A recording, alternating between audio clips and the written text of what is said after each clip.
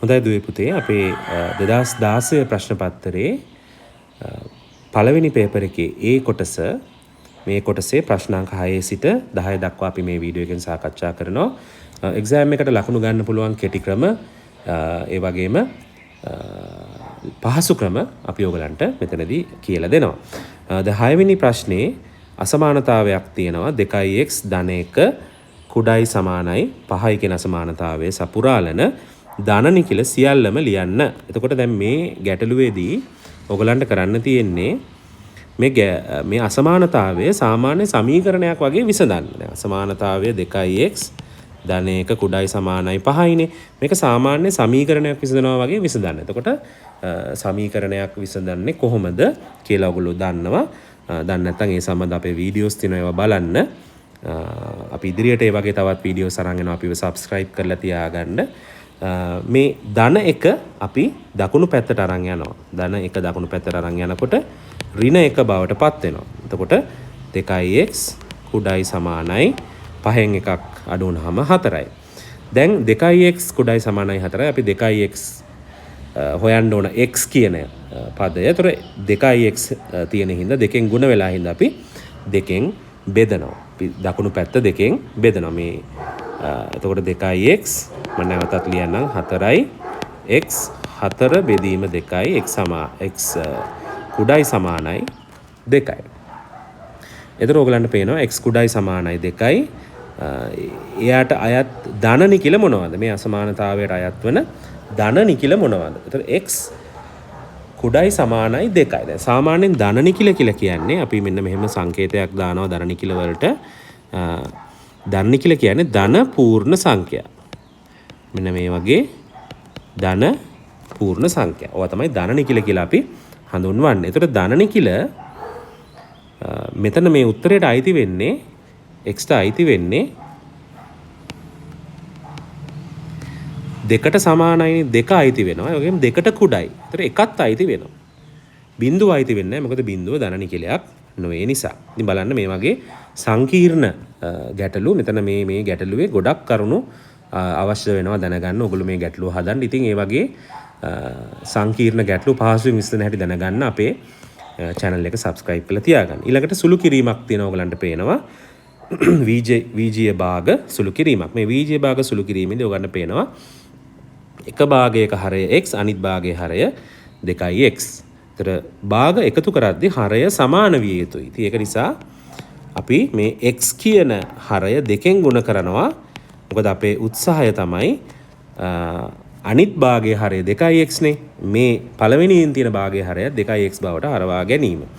එතකොට අපි මෙතන x දෙකෙන් ගුණ කරා. x දෙකෙන් ගුණ කරාම 2x එක් වරක් 2 2යි.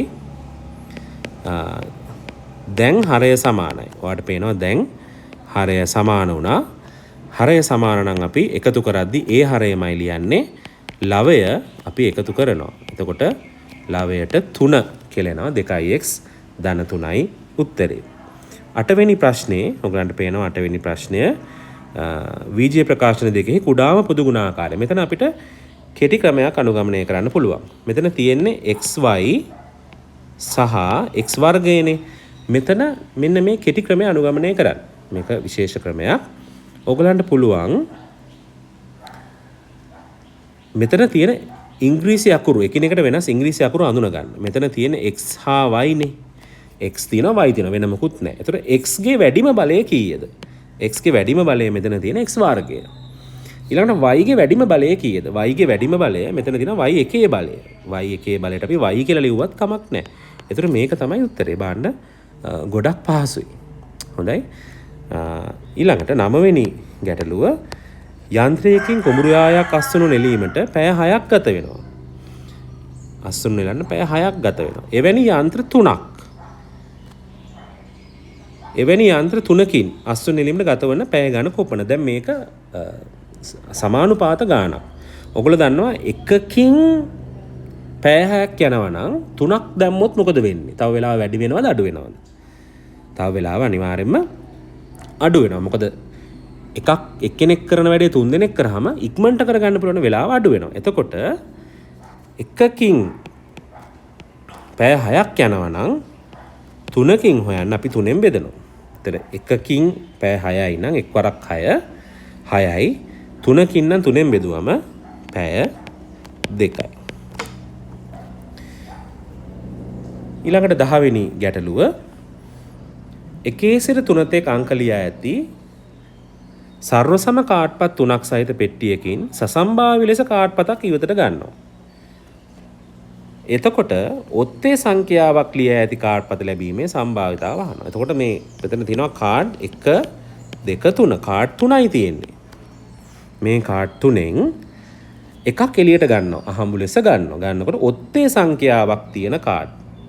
මොනවාද ළමයි ඔත්තේ සංඛ්‍යාවක් තියෙන කාඩ්? මෙව්වනේ ඔත්තේ සංඛ්‍යා. මේ තියෙන්නේ ඔත්තේ සංඛ්‍යා 1 සහ 3. ඔත්තේ සංඛ්‍යා 2යි තියෙන්නේ. 3ෙන් 2යි උත්තරේ. ඉතින් දුවේ පුතේ අපි 6 වෙනි ප්‍රශ්නේ සිට 10 වෙනි ප්‍රශ්නේ දක්වා සාකච්ඡා කරා. ඊළඟ වීඩියෝ එකෙන් ඔයගලන්ට 11 වෙනි ප්‍රශ්නේ ඉඳලා 12 වෙනි ප්‍රශ්නේ දක්වා බලන්න පුළුවන්. එතකොට අපි මේ කෙටි වීඩියෝස් කරන ඔයගලන්ට එක දිගට බලනකොට කම්මැලි හින්දා පස්සේ වෙලාවක හරි අපේ ඊළඟ වීඩියෝ එක ඔයගලන්ට බලන්න පුළුවන්. අපිව subscribe කරලා තියාගන්න ඊළඟ වීඩියෝ එක ඔයගලන්ට මිස් වෙන්නේ නැතුව බලන්න පුළුවන්.